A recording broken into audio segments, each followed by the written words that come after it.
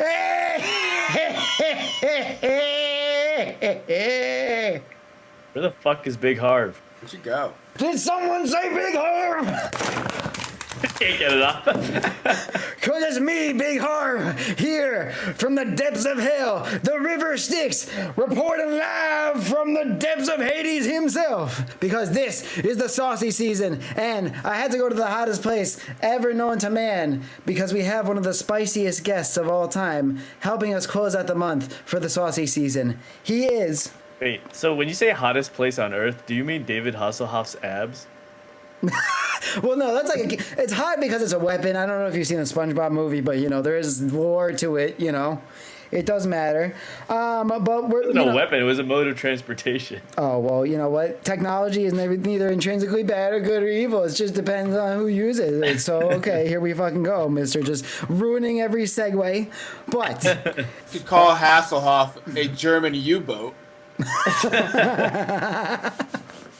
And that's right, I'm back here with two of my best friends, Omar Field-Rahman. Woo, clap. And Ryan Rydog DeMarco. And yeah, we're here at the end Audience booze. Boo! You suck. And we are here at the end of saucy season with a very spicy guest who has the right amount of fucking sauce to help us cap off the month. He's a very saucy man himself. So saucy that he has been confused for many times in his life. Your comment, Elio's Pizza. He has had to deal with this for years. This is Elio's Pizza. But not only has this man been a tortured soul, he's also been a pro wrestler at times. An amateur wrestler, if you will. On the DIY scene. He's also... Okay. At first I thought that image was like a knight's armor, and I thought it was like a medieval times thing. Oh man, that could have been really bad. He is also one of our oldest friends and best friends from the fucking show. Friend of the show. So fucking talented. I love this man. And this is from the first year I met him. He's beautiful. He is also the fucking front man of a little band called the fucking Knifethroat, everybody, with the most hot new EP of 2022, Odds and Fucking Ends, now available on Spotify. Is it available on Apple? Do we know? Yeah, all right, available. I'm getting word for our mysterious guest that it is also available on Apple Music. And most importantly, go to Bandcamp because that's where most of the money can go directly to him. He is also, perfect. Pretty much the example of the real Ned Schneebly in real life. Yeah, definitely. In every way possible. He is an amazing... He is the fucking save the scene. He is Papa Vezz. He is the king of punk rock, DIY music. He is our best friend of the show, Elio gosh dang Vezza. Welcome to the Saucy Hour Podcast! You're going to make me cry. That was very emotional. That was a lot. Oh, man!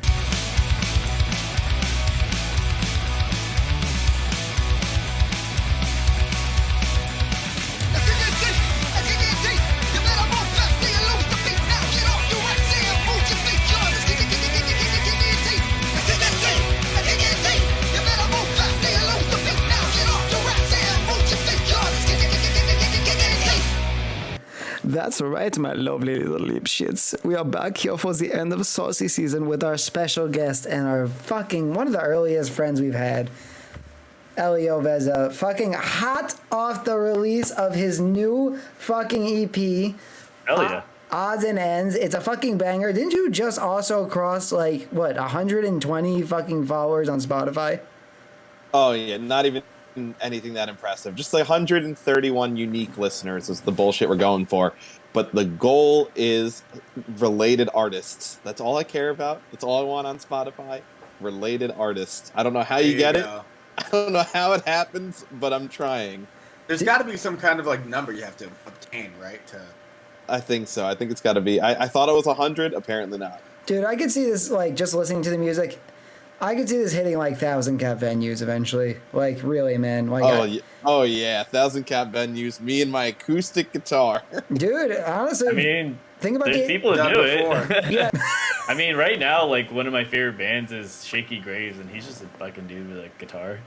This is true. And this is true. What about Never Shall Never? Oh. That's true. And you're If I very was- similar to Never Shout Never. I'm just kidding. You know, bald, fat, have a beard. Very classic Never Shout Never. Hey, at least you're not creepy. Oh, is that too Yeah. hot? Sorry, the takes are gonna get hot today. Sorry. I went down a rabbit hole on YouTube the other day and watched the whole Brian Starr's Never Shout Never debacle. I was just about to mention that. Do you guys all know about this? Mm-hmm. So, Oh, really? do you guys remember that interview with Brian Stars? I don't know, Brian. Do you want to like explain it? Yeah. So he interviewed Never Shout Never, like, and Christopher Drew and everybody from the band, like, a few times. And then this one interview, like, I don't know, they weren't having it because he asked silly questions and he didn't hold a great interview, but they were turned on him and just told him how shitty of a person he was. Yeah, it was like And, oh, you're just doing this for drama kind of shit. yeah, and and it To be crushed his fair, they were soul. kind of pretentious and shitty. They were like, why don't you asking us serious questions about our music instead of like bullshit about like what's our favorite colors? I mean, they weren't wrong, but didn't have Yeah, to but do there's it, a way to do things. do it like that. They Yeah. didn't even have to Douche. they didn't have to take the interview if they didn't want to. Like, You could handle it with class or just like being like straightforward. But also, I'm pretty sure that Brian Stars dude is a fucking creepo. He scares the shit out of Yeah. me. yeah, I think I think every person you've mentioned has been canceled at one point or another. Oh, 100%. but not Knifethroat. No, Not Not yet. Knife Throat, though. Knifethroat's gonna get canceled for fucking like doing a fucking people's elbow into the crowd and killing a civilian. Just falling on someone. Yeah. Speaking of just, giving people the people's elbow and stage diving and things like that, you got a little show coming up soon. We do. Well, yeah, we do, because it's the first full band Knife Throat show. Yeah. So And it's not just me anymore. yeah. I think I want to get into that a little later in the episode, but I guess, Elio, we should really start with like how each one of us kind of met you and the first time we met you and just like getting to know you. I remember getting to know you by meeting you just in my freshman dorm and being like, all right, I think we started talking about like 4 Years Strong and like We Are the Union and shit. And we were just like these little easy core like sceeny weenies. We're like, oh man, you're in a band, I'm in a band. And we were like fucking talking about how we were gonna keep these high school bands alive and shit. And from there we just like went hiking or something, and then we started bonding from there. I don't know. Planking was big at the time, so it's been a long time. Were you guys friends from like orientation week of freshman year, or it was like a later thing? No, it was like probably the first week of school. Yeah. Right. Our mutual friend lived in the same building, so we ran into him. Yeah, who is also? What are we talking about? We're talking about Bri, Yeah, I'm talking about Brian. who is also gonna. He is in the new lineup for Knifethroat. Well, Yeah, tease he right is. there. The official bass player of Knife Throat. Oh, really? He's picking it back up. Yeah. Fuck. Yeah. Ryan, was that on purpose? Like picking it back up? Nah. Finger picking. You get it? I mean, it wasn't, but he tried to make something out of it. Oh, anyway. I did write a ska riff in the newest in one of our new songs, so Yes. we're gonna pick it up.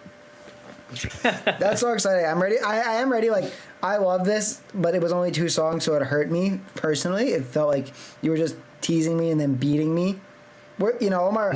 What, with ska riffs? Yeah. Well, no. Omar has really talked about. I do think that putting ska riffs in a song is a crime against humanity, but No, I'm just kidding. I love ska. I'm saying the fact that he just kind of like cock and ball tortured us by only giving us 2, but I'm ready for more. No, 2 songs. Yeah. Yeah, I'm Yeah, well- curious. I'm curious to what you guys think, because those 2 songs were written a long, long, long time ago. So the new stuff's fairly different. Well, so I'm excited to see what people think. I mean, I really enjoyed. I think the 2 things I was thinking about the most from those 2 songs. I love the lyrics at the start of Jawbreaker, and then the other song was it? It was Strawberry Wings. Yeah. Yeah. Mm-hmm. Yeah. I fucking love the bridge or like the breakdown part of that Dude, song. it's like a When the fucking journey, Like, trumpet comes man. in. That shit is so good. Oh yeah. Yeah, Elliot. Yeah. It's like a theatric piece to almost, and then when you add like different vocals in and the harmonies, but then the horns come in with that minor kind of like crash down. It's it gave me like that very like cinematic, almost like it gave me that kind of like movie vibe in a way. For when sure. that part happened. So that's all thanks to Liz. What was cool about the two songs that were on Odds and Ends was that it was recorded totally remotely. That the lineup that is in those two songs has never met, or that we've met in person, but we have not been in the same room in over like 2 to 3 years. That's crazy. Yeah, I wrote and recorded the acoustic guitar and then the vocals with my girlfriend's brother in her basement. And then I went out and talked. The demo or the two new songs? So the demo was also recorded in her brother's bedroom in her basement. But the two new songs actually also for the guitars and the vocals were all in his basement, in his bedroom in the basement. And then what I ended up doing was I hit up my friends Joe and Liz, who are in a really, really good band called The Best of the Worst, who are based out of New Jersey. And I said, hey, I got these tracks. I really want to do some like remote, like bomb the music industry kind of vibe thing. Can you guys play on these? So Joe played the drums, and then Liz played trombone and did the vocals. And then I had my friend Natalie, who was the bass player of my old band Gambo. She played bass. That's such a diverse like group of people. It's so eclectic, and like they're all from the like different spots of music. Not to segue something in real quick, but just you brought up on the music industry, and I had to bring this back to Omar because he's gonna remember this and feel bad in a second. Our high school band had a chance to play with Bond the Music Industry, and it was obviously like a pay to play. Yeah, a pay to play thing where like it was like $15 a ticket, and like good luck 16-year-old kids. So like 200 years. We didn't do it because somebody's job at fucking Carvel was more important. That's not. I was a stand-up employee. I was working towards Employee of the Month. And that, damn you. And that is why the man. Wait, can you back up? What shirt are you wearing right now? A Stick to Your Gun shirt. Yes. You should be taking that out because you're the least fucking punk rock piece of shit I know. You're like, I'm gonna work for the fucking massive corporation. Fuck this. Look at you. Listen, Carvel was the best job I ever had. Every day I think about how I quit that job and broke Prashant's heart. When that was really my true destiny. I'm in art now, and it's bullshit. I could have been an ice cream maker for the rest of my life. You know how much fun it was to write people's names on the cake with those like squirty icing things. The true artist is speaking now. Yeah, you're probably awesome at doing that though. That's why he made me the writing guy. I used to do drawings, and he's like, shit, you can draw, fucking. They didn't have like people who do did some that. piping. Right? It was so weird because every time I woke up at sleepovers at your house, I woke up with your signature and like white frosting on my forehead. I never knew why. Yeah, white frosting. Yeah. Well, speaking of white frosting and things like that, man, the new freaking Knifethroat EP has really made me cream a lot of times. Elio, you said you wrote those songs a long time ago. How long ago are you talking? He showed me these. Oh man, I wrote these tracks over a year and a half ago. So it's a long story. It was supposed to be on a split. Logistics came up, so I kind of I had these songs done and recorded last February. And they were kind of and I was just sitting on them until now, but it kind of works out in the long run anyway, because I put these two tracks out, and then hopefully in April or May, my new EP will be done, and that way it's like not as long as a wait. You know what I mean? Oh, cool. So you wrote these songs and the other EP during the pandemic, right? Or? Yeah. Yep. All during the pandemic. I wrote most of all the Knifethroat stuff during the midst of the worst of the pandemic. I was, right. Did you start the band then?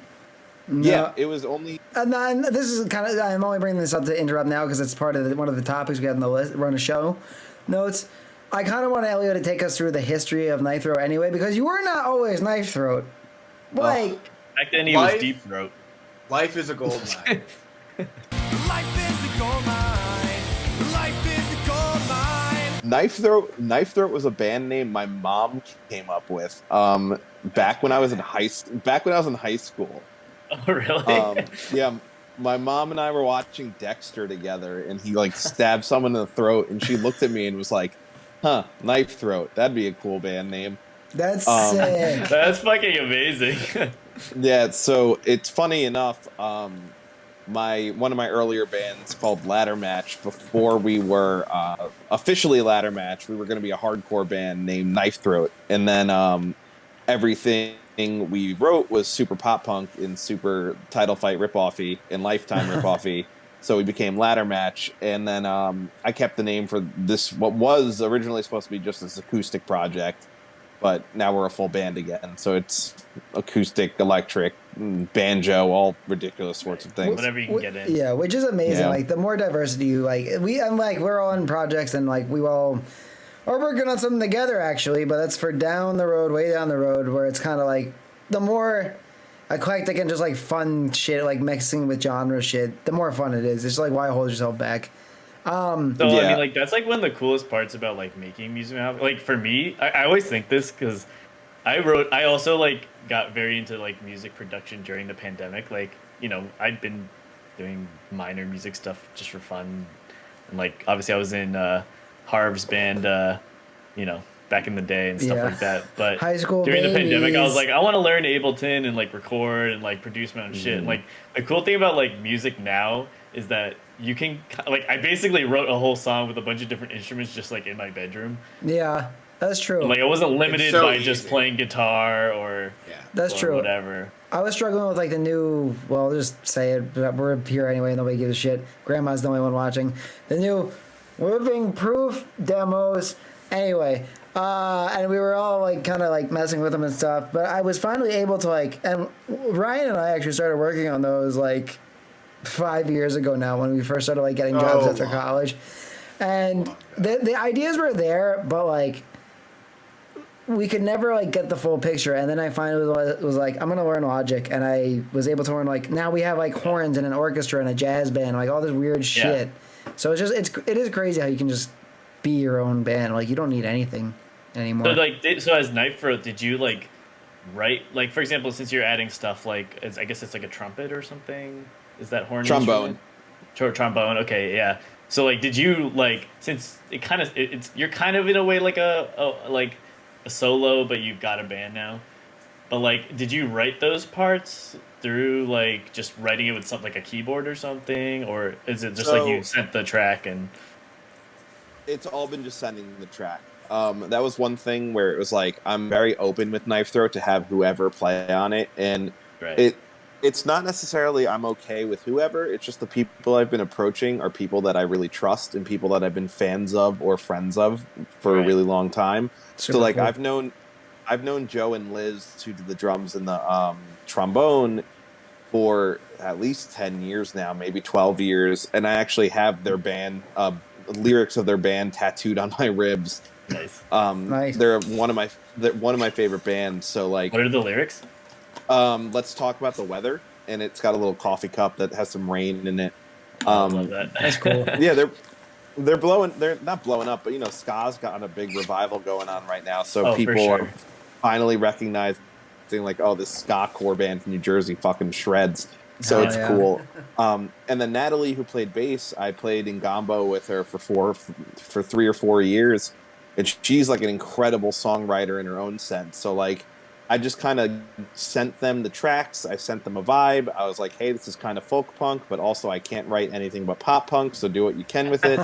And they did that. And then with the full band I have now, the band I've been rehearsing with, the band that we're recording this next EP with, it's people I've been playing music with for literally ever. Yeah, that's that's actually what I kind of want to speak on next. So first of all, I lived with one of these crazy men. I shared a freshman dorm on the opposite side of the wall. Did you live with both Ryan and Elio or no?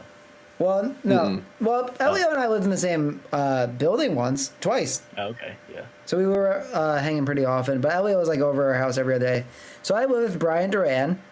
He is the bassist of the band. I remember him starting playing the bass in our sophomore year. He just like, I walked in the fucking common room one day and he's just like doing fucking full walks and scales, just like learning it instantly. It's crazy. So it's cool to see him back in the band. That's fucking amazing. I'm so happy to see him. But you also have two other fucking stunners. You have JD Roth in the band, who is one of the nicest fucking men I've ever met. Like every show I've been to or like seen him at, he's just the most approachable like guy, and also like definitely the person you want to have your back in the pit for fucking sure. And then to round it all out, you have a friend of the show. He's going to be in a future project of the show that Ryan and I have been talking about. It's something to do with photography. We're working down the line. But he was a feature. We've actually toured with him before, Ryan and I. He's a feature on one of our old band's albums, and he's just a wonderful, talented musician, and I am so happy. I like, the minute that Elio told me this lineup, I was freaking out. I was just like, I can't believe these people are doing this together. And the talent is stacked, because you round it out with Frank Peter Funigiello, who is also Frank Peter Funigiello Photography. I'll put the tag at the end of the episode. But how is it to work with like another writer in that sense? Oh, it rules. That was like the big thing. Like with Brian and JD, I've known both of them since second grade. Well, I've known JD since kindergarten, and then Brian I met in third grade. And I've been playing shows. I've been playing shows with JD since high school. Like our bands used to play together and everything. And then with Brian, he was in my old band Ladder Match, and it was a really good writing situation, and we both liked it a lot. So now that I'm in a band that's not going to really tour, we're not going to really play a ton of shows. It's a better situation for him. And then with Frank, it was it was easy. I live 45 minutes away from him, half an hour away from him. Oh, nice. And I was just like, listen, I texted him like, I really like you. I think you're rad. I'm a fan of all the music you've done. Like, let's get together and write. So it's been cool. Oh, yeah. It's been fun for the most part, because for the songs that are coming out on this EP, I've had these songs done and written for like half a year, but like I got to have them just add their little flourishes to it, which make it sound 100 times better. That's I think that's the best way to do it. Like most writing processes, have 1 to 2 people key write, and then have like everybody add in their stuff after, kind of. A lot of people view bands as this like everybody's writing at the same time, just jamming a room. I don't think I've ever met anybody who actually does that. Or like they don't get anything done after it. Like you can like go in with that mentality because you don't like, it's your friends, you don't want to hurt them. But at the same time, it's like we're not gonna get anything done if every time. Like maybe like a little brainstorming for like you're like, oh, that's a sick riff, but that's about it. Yeah, like a breakdown or like maybe a solo section or something. Like coordinating on one thing. That's so fun, because my preferred way to write is for somebody to bring something to like a rehearsal, and then we all jam on it and form the song that way. But there's always like one person who's got like the core idea for sure. Well, like a chord progression or something. Yeah. And okay, I thought you were talking like fully fleshed out. No. But like someone like I mean, because like Harv is, at least in my experience with being in a band, and I'm sure it's sort of similar for you, Ryan. Like usually Harv does like sort of like the core idea. I'm pretty much a diva. It's just we know this so you can't hide it. No, I just get so when I write ideas, and then I like when I start like getting like we're putting them into like process for the studio and stuff, I get so overwhelmed. So I'm like, I just need to get and that's why learning how to do stuff with like, you know, audio processing stuff and like basic like audio capture software and stuff like Logic and Ableton and stuff has helped, because now it's not just me like sending part of the picture. I get to send like a full idea, so then everybody can like comment on like, hey, I don't really like having horns right here, or like my solo would be better over here, or like we could do like a little more something here. It's better than just like coming in half cocked. But when you just try and do that whole like free love situation, you and I both smile at the word cocked. And that's where we're at this freaking podcast. That is our humor, fellas. Yeah. Speaking of delicious saucy cock, so yeah, Elio, you've been right. It's the season, man. I'm on fire. You're really just gonna come in and question things now. Now it's the love season. Yeah, it's February. Yeah, right. And speaking of love, we have a lot of love for one of the members of Elio's new band who we were talking about. His name is Frank Funigiello, and we're just gonna see if we can reach him real quick on the phone. Oh my God. Hey, this is Frank. Sorry, I can't get to the phone right now. I'll leave a message and I'll get back to you. He's not there. Wow. We were voicemail. We were gonna plug his photography and like just have a band meeting. Got that one. He saw your number pop up and was like, "Nope." Yep. Yeah, exactly. He knows what's going on right now. Anyway. So I have like 2 questions in my head, and one of them is like, for you, Elio, is like, I'm kind of curious about this because I like, of course, like everybody's so fucking sick about talking about COVID and the pandemic and all of that kind of thing. But like in a way, it's kind of like a core to your albums, right? Like some people, I feel like during that pandemic really blobbed and like couldn't do anything because they just felt so shitty and like depressed or like hopeless. And then I feel like some like other people like sort of just like dove into creativity as just a way to like escape. So like, what was that like for you? It was definitely an escape. It was definitely something to keep me occupied. If you listen to a lot of my songs, there's one song on the demo from 2020 called Property Value where I literally sing about dying in my apartment Yeah. and rotting. And it's tongue in cheek because it's dying for the purpose of ruining the property value of my apartment, so my landlord can't rent it out as much for a higher price. Right, but right, because you turned those apartments into one of those ones where they have to tell the next people like, well, like this guy died in here, like yeah. That's actually a really funny. Yeah, good concept. It's extremely clever. Yeah, but I love that. Yeah, my dad just wants me to write happier songs. Is what he keeps telling me. That's real. Well, you know what's funny? I actually, for the pandemic, I moved into an apartment where someone had just died, and they had to tell me that as I was moving in, and I was kind of like, I kind of got more excited. Told me before.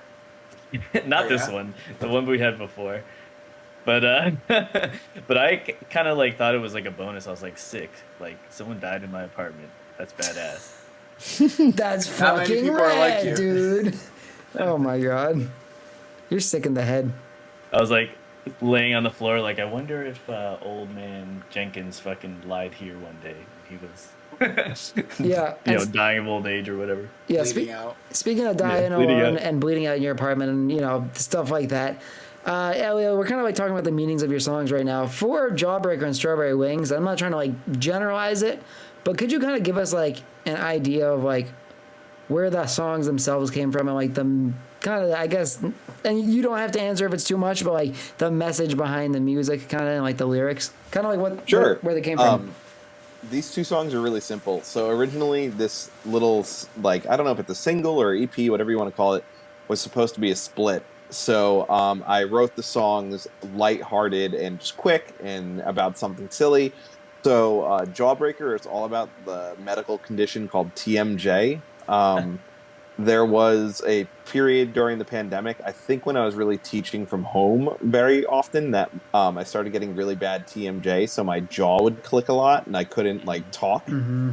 So, I was driving home back and forth between me and my girlfriend's house, and I was just writing this little song about who cares if you can't talk, nobody wants to listen anyway, and it was kind of that concept. And then Strawberry Wings is all about the video game Celeste. Nice. I love that. I fucking love that game. Fucking tearjerker of a game, man. And it breaks you mentally and your hands physically for sure. Yeah, that was a huge pandemic game for me. For the first, I think for me as well, actually. Yeah, so that's what I wrote about. I wrote about the game. I wrote about my experience with the game, and I know there's a very, very specific message that the creator of the game had, especially with her journey into transitioning, which was like a big thing. But for me, I kind of interpreted it as just like accepting the different parts of who you are and learning to love those parts, even if they're ugly. And I thought it was a lot. And then, the big theatrical thing for me is that, or theatrical, whatever you want to call it, thing is that the song has a certain tone and a certain vibe the entire way through until the end. And that kind of signifies like, oh, Celeste has accepted her second part, so this is what's going to happen. So, that's very cool. I never even thought about it like that. That's so sick. I really like that song, especially as it goes towards the end. It's yes, super artsy explanations for my simple pop-up songs. No, but it's so funny how like you can you explaining your meaning behind the song is so funny, and maybe it was partially intentional, but like. When I was listening to Jawbreaker, I was thinking like, oh, like I totally get this, because like it's like I always have these moments where like I want to say something about I don't know whatever, but I thought it was about like feeling too anxious to speak up or like. Mm-hmm. But it's funny that it's kind of about. I mean, I guess in some ways it's about that, but like from your perspective, it was literally that you couldn't talk. It definitely has that aspect into it also, where it's like it's got that idea of, oh, you want to say something, oh, you should say something, but who cares because nobody's going to listen to it anyway. So it's like you get that little anxiety of like, should I say something? Should I not say something? If I do say something, is anyone going to actually care? And going from there. That's like 100. That because that's how I was like. I was like, oh yeah, like I can like totally relate to this. Like any moment in my life where I've like either I kept thinking about like moments where I like didn't speak up in a way that I felt like I was like if someone was being bullied or something and I didn't speak up. That's how, for some reason that's how I took it. Like I was like, fuck, like why didn't I speak up in that moment? Kind of thing. Like and like the anxiety of not being able to do that. Yeah. Elio, when not only with these two songs, but when you're writing in general, does concept of the song come to you first, or does like a line come to you in your head and then you build off that? I'm kind of both, honestly. I'm a big proprietor of having a random line pop in my brain, and then I write it in my notes app, and then I figure something out about that. If I really like it, it goes from there. Other times, like a concept will pop in my brain, and I'll want to write about that, and I'll want to write about the concept, and then other times, like a riff will just happen. Like I'll write a riff on my guitar, and then I'll try to base something all along that. How many unused notes do you have in your notes app? I was waiting for it. We were just talking about this at band practice. Combination of unused notes and then unused phone demos recorded on my phone. Yeah. Oh my god. I have so many pages of phone demos, like 30-second clips. Yep. Untitled voice demos. Oh. Yep. I occasionally go through and put an asterisk next to the things I want to come back to eventually, and then I never do. But like, I don't know. Like for me, that's really like how you come up with good shit, though, right? Like just making a bunch of like. Yeah. Sometimes those like you just need to get those ideas out just to see if like there's something that will stick, right? Yeah, I mean, trust me, I get a lot of ideas. Not a lot of them are good, so I have to like get them out there. The worst is ideas you like. Go ahead, Ryan. Yeah, I think that's the what every artist or musician goes through. You have an influx of ideas, and like just very small percentage actually make it through. Yeah, the worst are ideas you like get attached to for a really long time, like, and you know from the beginning they're not really salvageable, but you're like, man, I could really bring this back from the depths, or like reuse it. Sometimes you can, but like there's just this time where you're beating a dead horse, and then you're like, I can relate to a lot that in art. In like the game industry and concept art, we call it polishing a turd. Where it's like you should have gave up on that idea long ago because like you're just trying to like make this work, even though deep down you know it's just like kind of shitty and like not really gonna end up good in it. You gotta know when to kill your darlings. Yeah. Yeah. Well, speaking of things that aren't they're just clean polished and they're not even close to turds. Our friend Elio is playing a show at a venue with I would say a pretty famous toilet. What? It's a pretty nasty bathroom. Yeah, it's very well known to be nasty. A lot of bands put stickers on the inside of the bowl of the toilet seat. Oh God! What the fuck? Wait, is this where I think it is? Yeah. Ryan, you have played on the stage yourself. Amityville? This is Amityville Music Hall. They're back. And now they're playing with Knifethroat. Knifethroat is playing there. Elio, would you like to fill in, everybody? I'm going to leave the flyer up so everybody can read. Yeah, the flyer's so small. So I know we're playing with Quitters Inc., who is my friend Alex. It's actually his going away party. I've been playing in bands with Alex for like probably 5 or 6 years. My old band, The Longest Monday, used to play with his bands in Queens. And then Ladder Match played with a lot of his bands, and Gambo played with a lot of his bands, mainly one band. But this is his new project where he kind of like wrote and did all the songs himself, and he's having people kind of fill in on the parts, similar to Knifethroat. So he's having a little bit of a going away party because he's going to North Carolina. There's a comedian who is opening, I know that, serving our troops. And then there's Pincushion who's playing, and Buckshot Brandy, I think, is the last band. Which is... I think it's so interesting when they put comedians on, like, a band tour. Yes. Who's the comedian? Is it like a local hero? And comedy by Gabe Malika. Yeah, I've never heard of him. He's brand new to me, so it's gonna be a new experience for everybody. Yeah. It would be really funny if it was, like, just the opposite vibe of what the bands are, like, some, like, alt-right comedy or something. Oh my god. Yeah. It's very cool to see AMH back open after everything with the pandemic. Everybody remember you do need proof of your vaccination. But yeah, go show up. Elio, do you have any merch, CDs? You guys selling anything at show? Any physical goods? Nah, we have nothing. I have some zines. I made a couple zines during the pandemic. Nice. That I typed up all the poetry and all the song lyrics, and I put some explanations of the lyrics. We took some recipes from Brian, who plays bass in the band, and then my girlfriend Jenna did all the artwork for the zines, and we put it all together.